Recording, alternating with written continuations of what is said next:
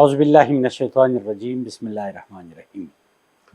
Iqbal academy of Pakistan سے doctor Abdul Rauf Rafiqi حاضر خدمت۔ حضرت علامہ نے فرمایا تھا کہ نگاہ بلند، سخن دل نواز، جان پرسوز، یہی ہے رخت سفر میر کارواں کے لیے۔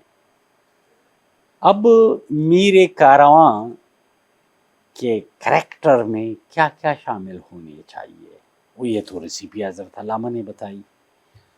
قائد اعظم نوجوانوں کے لیے رول ماڈل کی حیثیت سے اس موضوع پہ ہم نے ہمارے عصر میں قائد شناسی کا ایک اہم حوالہ ڈاکٹر سعد خان صاحب ہے، جنہوں نے قائد اعظم محمد علی جناب کے شخصیت، کارناموں، فلسفے اور تھاٹس پہ بڑا وسیع کام کیا ہے اور ایتھنٹک ماڈرن ریسرچ میتھڈالوجی کے تقاضوں کے مطابق اس موضوع پہ قلم اٹھایا ہے۔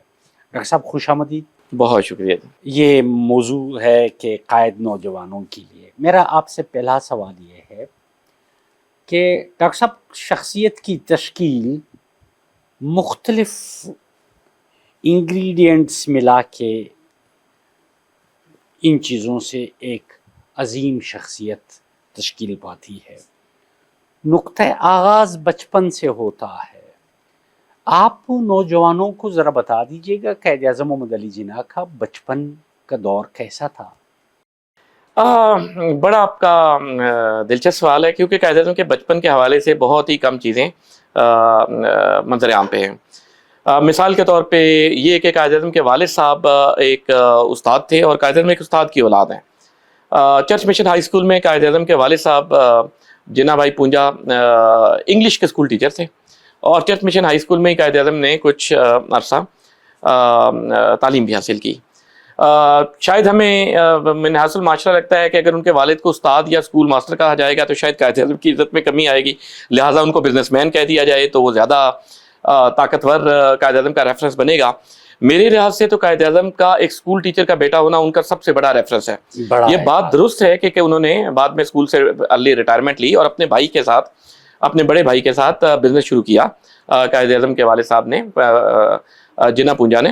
لیکن یہ ہے کہ وہ بزنس ان کا زیادہ چلا نہیں، اور وہ بزنس ایونچولی جو ہے وہ دیوالیہ بھی ہو گیا، اور قائد اعظم جس وقت برطانیہ سے تعلیم حاصل کر کے واپس آئے تو وہ جو قرضہ جات کی ادائیگی میں ان کا کافی وقت لگ گیا۔ جو بنیادی حوالہ ہے قائد اعظم کے والد کا، وہ ایک اسکول ٹیچر ہے، اور وہ ایک اسکول ٹیچر کے بیٹے ہیں، اور یہ ایک بات ہے جو اس کو میں ہر جگہ اجاگر کرنے کی کوشش کرتا ہوں جہاں پہ بھی مجھے موقع ملتا ہے۔ ٹھیک ہے انہوں نے بعد میں بزنس کیا، لیکن اس سے یہ بات کو نظر انداز نہیں کیا جا سکتا کہ ان کا بنیادی پروفیشن جو تھا قائد اعظم کے والد کا وہ ٹیچنگ تھا، اور ایک اسکول میں پڑھایا کرتے تھے۔ قائد اعظم کی والدہ کے بارے میں بہت کم جانکاری ہے لوگوں کو۔ قائد اعظم کی والدہ ایک بہت ہی نفیس اور پڑھی لکھی خاتون تھی، اور شاعری پہ بو رکھتی تھی ہاؤس وائف ہو، لیکن یہ ہے کہ وہ ایک بہت پڑھے لکھے اور ایک بہت علمی گھرانے سے تعلق رکھا کرتی تھی، اور قائد اعظم اپنی والدہ سے بہت زیادہ کلوز بھی تھے، اور پہلی اولاد تھے تو ظاہر ہے والدہ کو بھی عام طور پہ اپنی پہلی اولاد بہت ہی عزیز ہوتی ہے۔ تو کراچی میں یہ خاندان آباد تھا، تو وہاں پہ جس وقت پیدا ہوئے قائد اعظم تو ان کی والدہ نے سوچا کہ ان کا ہم عقیقہ کرتے ہیں، اور عقیقہ ہم اپنے آبائی گاؤں میں پنالی گوندل جو بھارتی صوبہ گجرات میں کاٹھے آواڑ کا جو جزیرہ نما ہے اس میں ہے، تو وہاں پہ ہم کریں گے۔ اور جس وقت اور وہاں پہ جانے کا طریقہ کشتی ہی تھا کہ کشتی سے یہاں سے کاٹھے آواڑ کی بندرگاہ پہ جایا جائے گا، اور وہاں پہ 10 میل کا راستہ جو گدھا گاڑی ہوتی ہے اس کے اوپر جا کے تو گاؤں تک پہنچیں گے۔ تو قائد اعظم کی والدہ ان کے عقیقے کے لیے ان کو وہی سمندری راستے سے لے گئی، تو سمندری جو تھا وہ جہاز جو تھا وہ طوفان کا شکار ہوا، اور امکان یہ تھا کہ شاید کوئی بھی زندہ نہ بچے۔ تو کہا جاتا ہے کہ وہاں پہ ایک بندے نے کہا کہ یہاں پہ ایک ایسا انسان اس کشتی کے مسافروں میں موجود ہے کہ اللہ تعالیٰ کو اس سے کوئی کام لینا ہے۔ تو اب یہ بات کس حد تک درست ہے یا نہیں ہے اس کے اوپر میں ابھی آپ کو عرض کرتا ہوں۔ تو وہ اللہ تعالیٰ نے اس کشتی کو بچا لیا، اور جو نومولود محمد علی جناح تھے ان کو لے کے ان کی والدہ جو تھیں وہ وہاں پہ جیسے جہاز لنگر انداز ہوا کاٹھیا واڑ میں، وہاں پہ خیریت سے پہنچے. وہاں پہ پھر شیخ مبارک رحمۃ اللہ علیہ ان کے مزار کے آس پاس تقریبات ہوئیں اس کی عقیقے کی، اور 2 بکرے ذبح کیے گئے، اور وہاں پہ جو اہل گاؤں تھے ان کے لیے اس کا اہتمام کیا گیا دعوت کا. تو وہاں پہ ایک مجذوب نے شیخ مبارک کے اس پہ ایک مجذوب نے کہا کہ جی یہ بیٹا جو ہے تمہارا جس کے تم عقیقے کے لیے لائی ہو، قائد اعظم کی والدہ جو تھیں شیریں بائی، جن کو پیار سے میٹھی بائی کہا جاتا، تو قائد اعظم کی ایک بہن کا نام بھی شیریں بائی تھا اور قائد اعظم کی والدہ کا نام بھی شیریں بائی تھا، میں پہلے یہ واضح کر دوں. تو وہاں پہ تو اس نے کہا کہ یہ بہت اوپر جائے گا.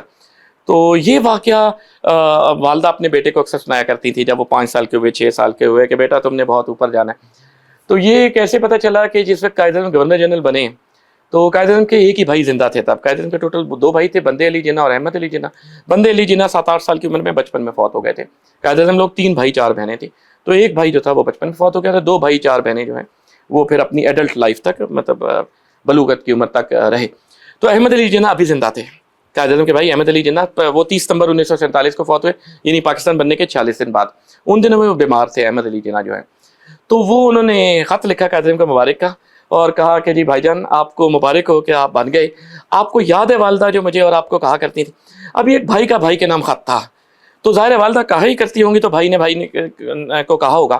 تو وہ اس خط سے پتہ چلتا ہے کہ ایسا کوئی واقعہ پیش آیا تھا. لیکن جو لوگ بھی قائد اعظم کے آرکائیو پہ ریسرچ کرتے ہیں، مجھے نہیں پتا کہ اس واقعے کا ذکر جو ہے وہ اتنا زیادہ کیوں نہیں ہوا. تو یہ ایک چیز تھی جو میں ہائی لائٹ کرنا چاہتا تھا کہ قائد اعظم جو ہیں وہ ان کے بارے میں ایک بشارت کہا جاتا ہے ایک بزرگ نے بھی. اچھا ڈاکٹر صاحب، قائد کی ایجوکیشن سے لگن وہ بھی تو مثالی تھی، اس پہ بھی آپ نے بڑی عرقریزی کے ساتھ لکھا. جی ہاں. قائد اعظم کا یہ بڑا مزیدار معاملہ ہے کہ قائد اعظم کو جو ہے وہ تعلیم سے بہت زیادہ لگاؤ تھا، اور قائد اعظم جو تھے وہ ایون رات کو بھی پڑھتے رہتے تھے. اس زمانے میں کراچی میں بجلی تو ہوتی نہیں تھی. ویسٹ واف کا جو علاقہ ہے برکاتی اسٹریٹ جہاں پہ قائد اعظم کا گھر تھا، جس کو آج کل وزیر مینشن کہا جاتا ہے، تو وہاں پہ بجلی تو تھی نہیں. اب جس وقت قائد اعظم کی پورا خاندان جو تھا، یعنی قائد اعظم، ان کے دونوں والدین اور ان کے جو چھوٹے بہن بھائی تھے وہ، اور قائد اعظم کے تایا تائی جن کے ساتھ ان کے والد نے ریٹائرمنٹ کے بعد جوائنٹ بزنس شروع کیا تھا، ارلی ریٹائرمنٹ لے کے، اور ان کے 8 بچے. یہی جو وزیر مینشن گھر ہے، تو اس کے اوپر والے فلور پہ ایک ہال نما میں اکٹھے سویا کرتے تھے. بجلی تو تھی نہیں.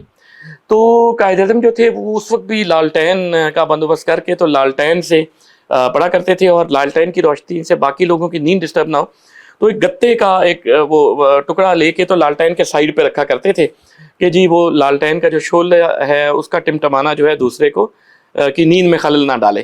اور لالٹین سے وہ گتا اتنا قریب بھی نہیں ہو سکتا تھا کہ گرم ہو کے آگ پکڑ لے. تو قائد اعظم کو ان کی ایک عزیزہ نے کہا، یعنی جو ان کے تایا زاد بیٹے تھے ان کی بیگم بھی ساتھ ہی رہتی تھی، تو کیونکہ قائد اعظم ان کی فیملی اور تایا اور ان کی فیملی یہ دونوں ایک ہی گھر میں رہتے، انفیکٹ ایک ہی ہال میں سارے لوگ سویا کرتے تھے. تو انہوں نے کہا کہ بھئی تم اتنی رات کو پڑھتے رہتے ہو، بس اسکول میں جو پڑھ لیا کافی ہے.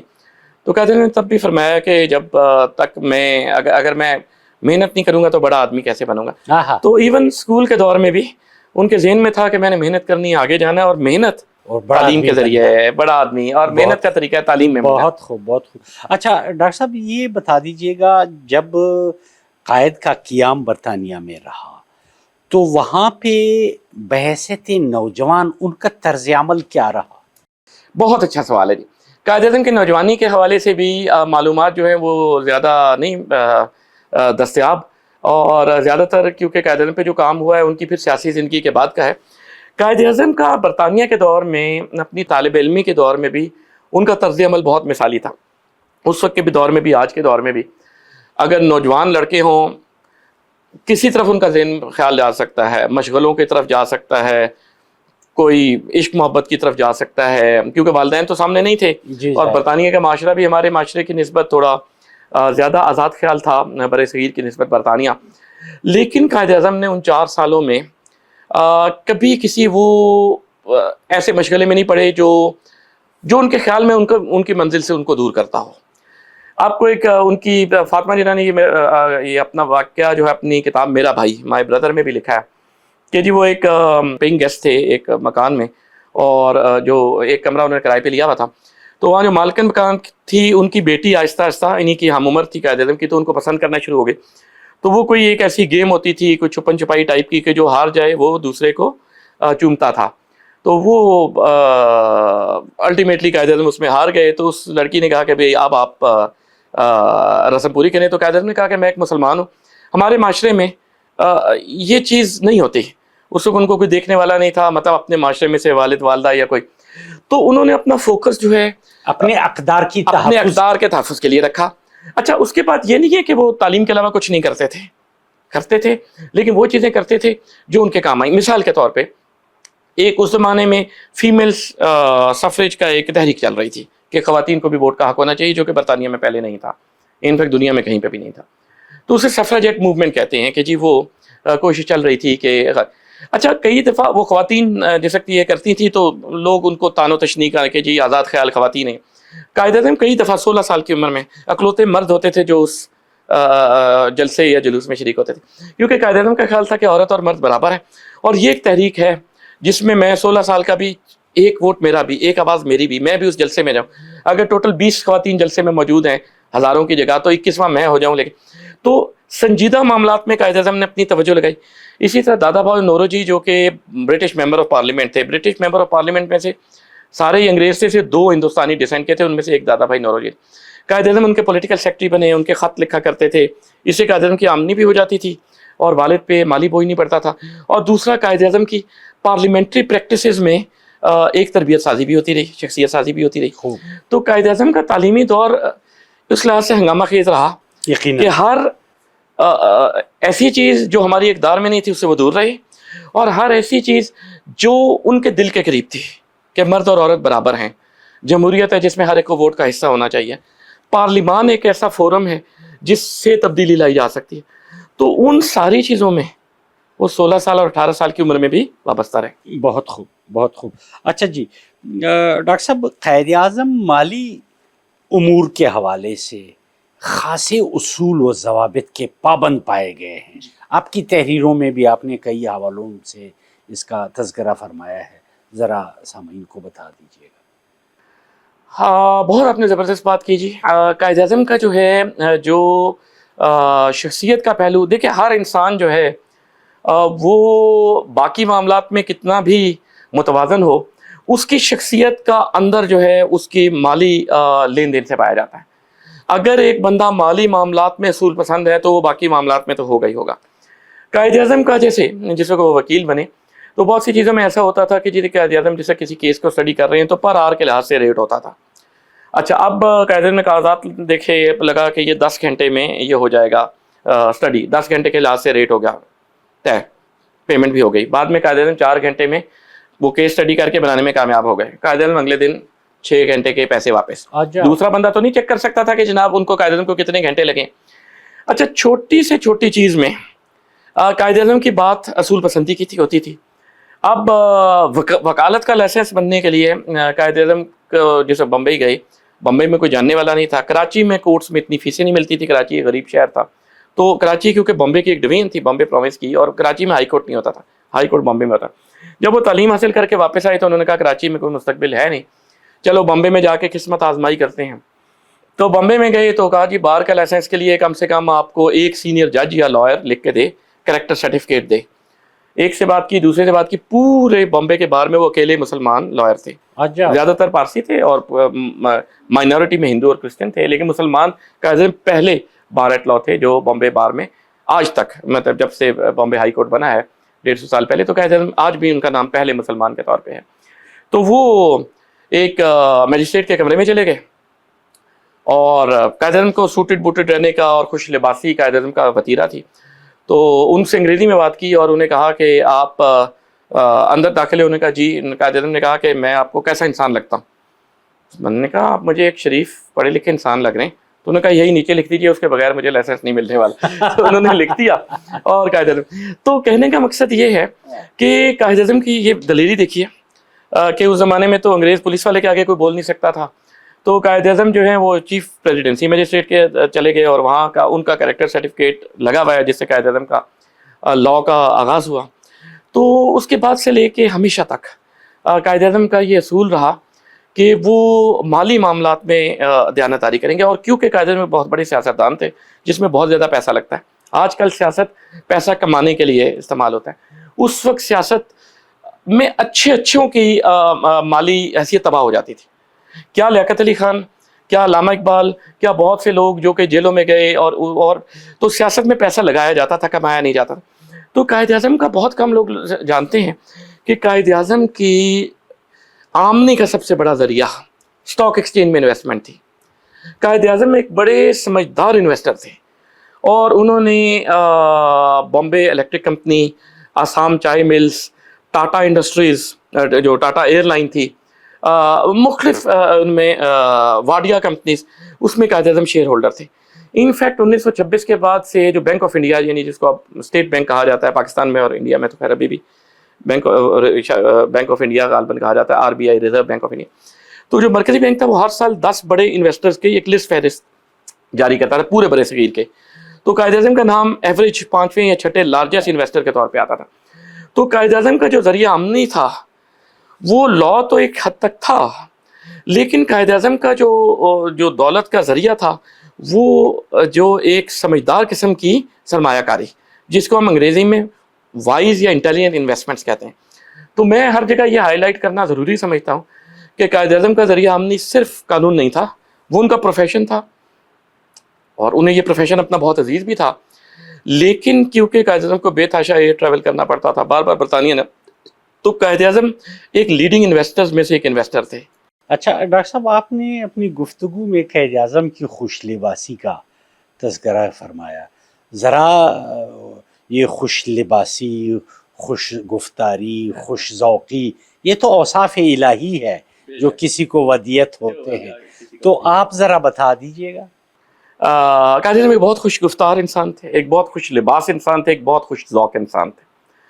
قائد اعظم کا جیسے میں نے آپ کو عرض کیا انٹرویو کے پہلے حصے میں کہ ایک بہت بڑے انویسٹر ہونے کی وجہ سے وہ 10 امیر ترین فہرست انویسٹرز کی فہرست میں ہر سال آتے تھے. تو اس زمانے کے لحاظ سے وہ کروڑ پتی ارب پتی انسان تھے، اور بہت غریب فیملی سے شروع ہے، لہٰذا خوش ذوقی افورڈ کرنا ان کے بس میں تھا، ان کی محنت کا ثمر تھا. قائد اعظم جہاں پہ بھی تشریف لاتے تھے تو وہ اپنے 3 شیف ساتھ لے کے جاتے تھے، کہ ایک اورینٹل ڈشز کا ہوگا جو کہ وسط ایشیائی جو جنوبی ایشیائی راستے بنائے گا، ایک جو ہے کانٹیننٹل ڈشز کا ہوگا، ایک ویسٹرن ڈشز کا ہوگا. تو قائد اعظم کی ایک عادت تھی کہ جناب وہ ان کے گھر میں ملٹیپل جو ہے وہ شیف موجود ہوں. قائد اعظم بہترین کاروں کے شوقین تھے. قائد اعظم کے گھر میں شاورلیٹ اور اس لیول کی جو کاریں موجود ہوتی تھیں، ان کے پاس ان کے شوفر وغیرہ موجود ہوتے تھے. قائد اعظم کی لباس سے محبت کا یہ عالم تھا کہ قائد اعظم ہمیشہ جو تھا وہ سیول رو، جو آج بھی مہنگی ترین کمپنیوں میں سے ایک ہے، اس کی ٹائیاں استعمال فرماتے تھے، کپڑے انتہائی میچنگ. میں آپ کو ایک واقعہ سناؤں گا وقت کی کمی کی وجہ سے. اس دفعہ قائد اعظم کے ریڈیو کے انٹرویو میں تھے، ریڈیو کا انٹرویو سنا جا رہا تھا، اچانک قائد اعظم پریشان ہو گئے اور ان کا تھوڑا سا پسینہ نکلا. انہوں نے کہا میں 2 منٹ میں آتا ہوں. خیر 2-3 منٹ میں وہ واپس آئے اور مسکراتے ہوئے آئے اور باقی انٹرویو انہوں نے مکمل کیا. جب انٹرویو ختم ہوا، کیمرہ مائکس آف ہوئے، تو وہ اینکر نے پوچھا کہ جناب صاحب کیا ہوا تھا، آپ بڑے پریشان ہو کے باہر گئے تھے. تو انہوں نے کہا جی مسئلہ یہ تھا کہ یہ جو میرا بٹلر ہے اس نے جو میرے کف لنک تھے، اس زمانے بٹن تو نہیں ہوتے تھے کف لنک فزیکلی آپ، تو وہ ٹائی سے میچنگ نہیں تھے، وہ دے دیا اور میں نے بے دھیانی میں پہن لیا اور انٹرویو شروع کر لیا. انٹرویو کرتے کرتے ان کا دھیان گیا تو انہوں نے اپنے آپ کو محسوس کیا کہ میں بڑا ان ایزی ہو رہا. اب ریڈیو پروگرام میں تو کف لنک نظر ہی نہیں آنے تھے جی، اور جب ٹی وی پروگرام شروع بھی ہوا تو ٹی وی آپ کو پتہ ہے پہلے 30 سال جو ہے وہ تو بلیک اینڈ وائٹ ہوتا تھا.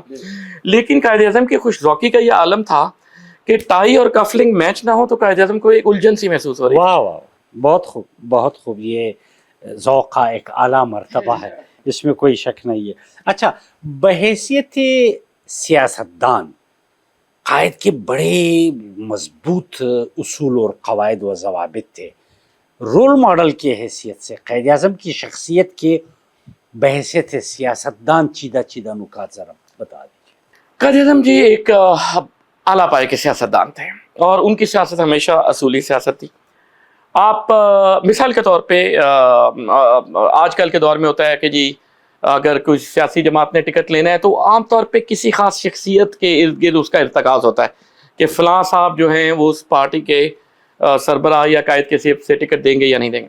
اچھا، قائد اعظم نے کہا کہ آل انڈیا مسلم لیگ کا ایک پارلیمانی بورڈ ہوگا، پارلیمانی بورڈ ٹکٹ کے فیصلے کرے گا، اگر کسی کو اس ٹکٹ کے فیصلے سے اختلاف ہے تو وہ ایک ایپلیٹ بورڈ تھا، وہ ایپلیٹ بورڈ میں جائے گا، اور بطور صدر ان کا ووٹ ایپلیٹ بورڈ میں ایک سنگل ممبر کا ہی تھا، صدر آل انڈیا مسلم لیگ۔ ایک دفعہ ایک سیاسی رہنما آئے، انہوں نے کہا کہ جی مجھے ٹکٹ نہیں دیا گیا، حالانکہ مجھے ووٹ زیادہ ملنے تھے، بڑی زیادتی کی گئی ہے، فلاں بندہ تو مسلم لیگ میں نہیں آیا۔ تو قائد اعظم نے کہا کہ دیکھیں یہ ایک کولیکٹیو فیصلہ تھا باڈی کا، جو ہمارا ٹکٹ ایوارڈنگ بورڈ تھا آل انڈیا مسلم لیگ کا، اگر اس نے فیصلہ کیا تو ظاہر ہے ہر پہلو پہ تینوں امیدواروں کے نام پہ بحث ہوئی ہوگی، اس پہ کوئی وہ ہوگا فیصلہ۔ آپ کو ظاہر لگ رہا ہے غلط ہے، لیکن بورڈ کو تو آپ کے پاس ایپلیٹ کا اختیار ہے کہ آپ ایپلیٹ بورڈ میں اپیل کریں، اور اگر ایپلیٹ بورڈ بھی رد کر دے تو میرا بطور صدر کوئی ذاتی اختیار نہیں ہے، ہم قاعدے قانون کے مطابق چلیں گے۔ تو انہوں نے پھر ایپلیٹ بورڈ میں اس کے اندر اپیل کی، اور مجھے اس وقت صحیح یاد نہیں آ رہا ہے، لیکن غالباً ایپلیٹ بورڈ میں بھی ان کے خلاف، اس متعلقہ امیدوار کے خلاف ووٹ ڈالا۔ اچھا، دوسرا فیصلہ ہے، اچھا دوسرا تھا کہ پارٹی میں ہر پارٹی کو فنڈ ریزنگ کی ضرورت ہوتی ہے۔ قائد اعظم بھی مختلف جگہ تشریف لے جاتے تھے، تو اب قائد اعظم کا یہ بات بڑی وہ دھیان سے رکھتے تھے کہ پارٹی کے نام پہ فنڈ دیتے تھے کہ ان کو ذاتی تحفہ نہ دے ڈالے، کہ کوئی جناب فاطمہ جنوں کو ایک سونے کا سیٹ دے دے، یا قائد اعظم کو کہے کہ یہ ٹائی آپ لے لیجئے۔ قائد اعظم کہتے تھے اچھا یہ ٹائی بہت اچھی ہے، بہت مہنگی ہے، بیچ دیجئے اور اس کو بھی مسلم لیگ کے فنڈ میں جمع کرا دیجئے۔ اور قائد اعظم ہمیشہ فنڈ کا آڈٹ کرواتے تھے تھرڈ پارٹی فرم سے، اور اس بات کو انشور کرتے تھے کہ اس میں کسی کمپنی یا کسی لابنگ گروپ کا کوئی ذاتی فائدہ نہ نکل آئے، وہ اس لیے مسلم لیگ کو دے رہی ہو کہ ہم اس انڈسٹری کو یا اس کو جو ہے وہ اس کو فائدہ۔ اور آخری مثال میں قائد اعظم کی اصولی سیاست کی ایک ذاتی حیثیت سے دوں گا۔ بھارت کے جو پہلے بعد میں وزیر اعظم بنے، وہ ان کے بارے میں ایک بات مشہور ہوئی ابھی 1947 میں پاکستان بھارت کی آزادی سے پہلے، کہ وہ ایک فلاں خاتون جو کہ اس وقت کے وائس رائے کی اہلیہ تھیں، ان سے ان کے اچھے روابط ہیں، کچھ خط لکھے گئے ہوں گے۔ ایک سیکرٹری جو گورنر جنرل ہاؤس میں تھے، جو انڈیا کے وائس رائے ہاؤس میں جو مسلمان تھے، انہوں نے ایک عہدیدار نے ان میں سے 2 خط ان کے ہاتھ لگے، اور خط انہوں نے ہاتھ لگ کے قائد اعظم کو دیے اور کہا کہ سر یہ دیکھیں میں بڑی مشکل سے کھسکا کے لائے ہوں، اس زمانے میں ظاہر ہے کوئی واٹس ایپ ایمیج یا فوٹو کاپی تک سلسلہ ہوتا نہیں تھا، تو یہ اگر ہم پریس میں لیک کر دیں تو وہ فلاں سیاستدان جو ہے بہت بدنام ہوں گے۔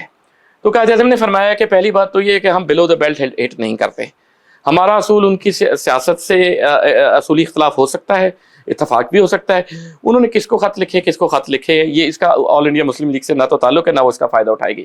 لیکن دوسری بات انہوں نے کہی کہ آپ ان کے سیکرٹری کے طور پہ آپ ایک ذمہ داری کے عہدے پہ تھے، آپ آج ابھی اسی وقت جائیے، وہ خط اسی جگہ واپس رکھیے جہاں پہ تھے، اور آج کے بعد اس اعتماد کو ٹھیس پہنچانے کا سوچیے گا بھی نہیں۔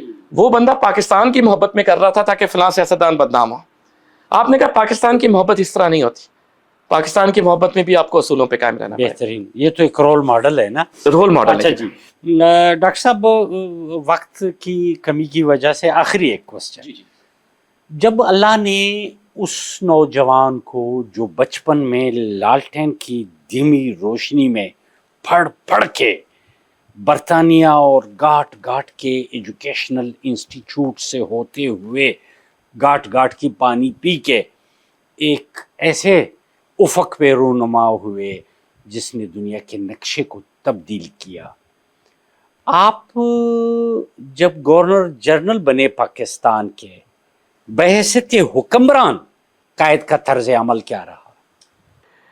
قائد اعظم جیسے بچے تھے تو ان کا عمل مثالی تھا، جب جوان ہوئے تو ان کا عمل مثالی تھا، جب آخری دور میں آئے ان کا عمل مثالی تھا، جب اپوزیشن میں تھے تب بھی مثالی تھا، جب حکومت میں آئے تب بھی مثالی تھا۔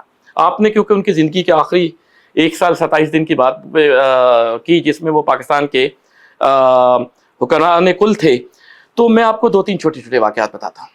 ایک یہ ہے کہ جو ہندو مسلم فسادات تھے جس وقت وہاں پہ ہوئے، مطلب برصغیر میں انڈیا میں کیونکہ مسلمانوں کے اوپر فسادات میں ان کو جانی اور مالی نقصان پہنچایا جا رہا تھا، تو ریئیکشن میں کراچی میں فسادات، اور اس میں کچھ ہندو پراپرٹی کو نقصان پہنچایا گیا، اور یہاں تک کہ گاندھی جی کے مجسمے کو بھی نقصان پہنچایا گیا، جس پہ قائد اعظم سخت ناراض ہوئے اور اس کو پھر وہ بعد میں ریویمپ کیا گیا وغیرہ۔ لیکن وہاں پہ کرفیو لگا، کرفیو کا ایک پاس ہوتا تھا قائد اعظم کی، کیونکہ اسٹیٹ جو تھی وہ اجازت نہیں دیتی تھی کہ وہ مطلب ان کو صحت کی وجہ سے کچھ لوازمات ڈاکٹروں نے کہے تھے، جس میں سے ایک واک تھا کہ واک کیا کریں. ایک دفعہ قائد اعظم گورنر جنرل کی گاڑی میں ساحل پہ واک کرنے گئے، کرفیو پاس سیکیورٹی کے اہلکار نے مانگا تو ڈرائیور نے کہا جی گورنر جنرل صاحب بیٹھے ہیں. تو اس نے کہا جی میں نے صاحب گاڑی کا عہدہ نہیں پوچھا، میں نے کرفیو پاس پوچھا ہے. تو قائد اعظم نے فوراً ڈرائیور کو کہا کہ وہ صحیح کہہ رہا ہے، تم جیسے گاڑی میں بیٹھے تھے تمہیں کرفیو پاس سے ساتھ ہر روز کی طرح لے کے آنا چاہیے تھا، بجائے اس کے کہ تم سیکیورٹی والوں پر روک جماؤ. آج ہم واک نہیں کریں گے، گاڑی واپس جائے گی، جس میں کرفیو پاس لے کے آئیں گے تو پھر ہی وہ ہمیں آگے جانے کی اجازت دے گا. اب آج کے حکمرانوں کا اور اس وقت کے حکمرانوں کا طرز عمل کا ذرا موازنہ فرمائیے گا. دوسری چیز، آج میں آپ دیکھتے ہیں کیا شاہانہ طرز زندگی ہوتا ہے، کوئی بندہ صاحب اختیار ہو جائے، اور ایک بندہ جس نے ساری زندگی شاہانہ طرز زندگی استعمال کیا تھا اپنی محنت سے، جب گورنر جنرل بنے وہ شام کو گورنر جنرل ہاؤس کی بتیاں بند کیا کرتے تھے کہ یہ 3 بتیاں زیادہ جلی ہوئی ہیں کیونکہ یہ ٹیکس پیئر کے پیسے سے بل آ رہا ہے. اپنے پیسے سے وہ بتی آن کریں یا اچھی گاڑی لیں، لیکن گورنر جنرل ہاؤس میں گورنر جنرل ان پرسن جا کے بتیاں بند کیا کرتے تھے. اور آخری بات میں آپ کو بتاؤں، گورنر جنرل صاحب کی بہت سے لوگ کہتے ہیں کہ جی 1 روپیہ علامتی تنخواہ تھی، نہیں تھی. گورنر جنرل صاحب قانون کی مخالفت کر ہی نہیں سکتے تھے. گورنر جنرل کی تنخواہ میرا خیال ہے 10,000 کچھ سو روپے تھی، 10,618 روپے اگر میں غلط نہیں ہوں تو ماہانہ. وہی قائد اعظم کو بھی انٹائٹل تھی، وہی گورنر جنرل کی تنخواہ تھی. اس زمانے میں 3,000 روپے سے اوپر کی ہر آمدن پہ 65% سپر ٹیکس لاگو ہوتا تھا. قائد اعظم کی آمدن پہ بھی ہوتا تھا.